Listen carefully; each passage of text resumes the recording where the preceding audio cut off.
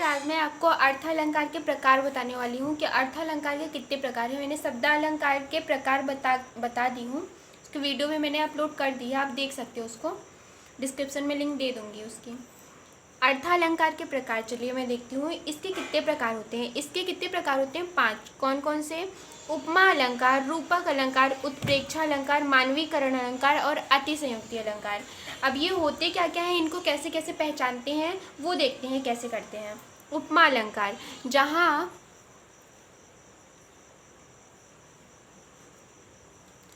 उपमा अलंकार में जहाँ एक वस्तु या प्राणी की तुलना दूसरी प्रसिद्ध वस्तु या प्राणी से की जाती है।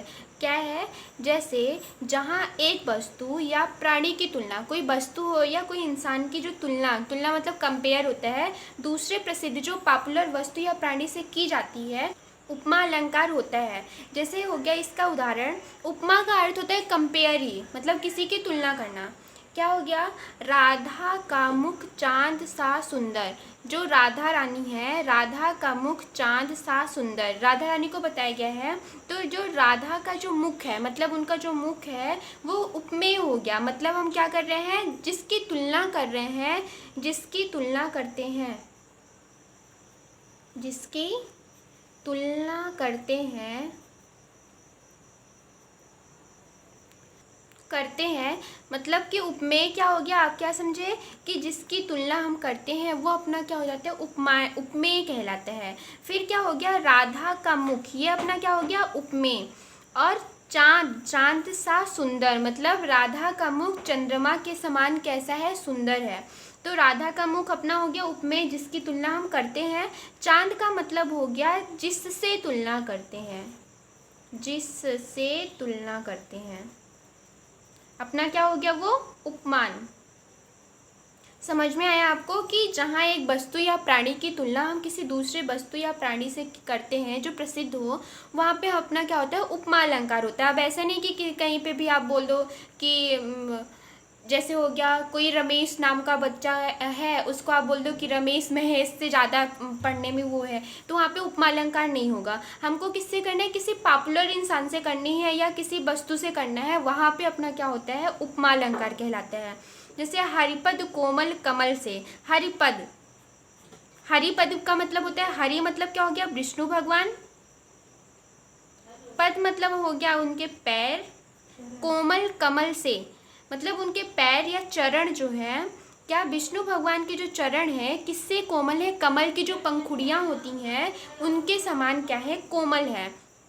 हरिपद, हरिपद अपना क्या हो गया? उपमेय, मतलब विष्णु भगवान का जो चरण होता है उपमेय क्या होता है अपना? जिसकी तुलना करते हैं, वो हो गया अपना हरिपद। ये क्या हो गया? उपमेय। कमल का क्या हो गया? कमल की जो पंखुड़ियाँ हैं, उपमान, जिससे तुलना करते हैं। आपको समझ में आया कि क्या हो गया? हरिपद कोमल कमल से, ये बहुत ही आसान है। या फिर आप ऐसे इसका उदाहरण ये भी लिख सकते हैं, राधा का मुख चांद सा सुंदर। ये आपको उपमा अलंकार समझ में है, जहाँ किसी वस्तु या प्राणी की तुलना किसी दूसरे प्रसिद्ध व्यक्ति या प्राणी से करते हैं, वहाँ पे अपना उपमा अलंकार होता है।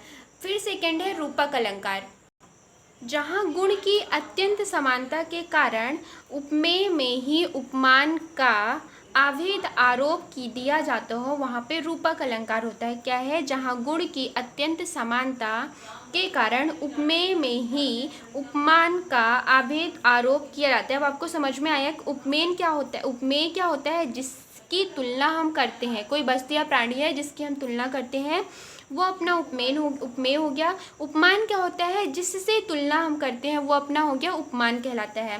तो क्या होता है? उपमेय, जिससे की तुलना हम करते हैं और जिससे करते हैं उसका क्या होता है? आरोप कर दिया जाता है, वहाँ पे होता है अपना रूपक अलंकार। जैसे आप उदाहरण के माध्यम से समझेंगे, मैं तो चंद्र खिलौना ले हूँ।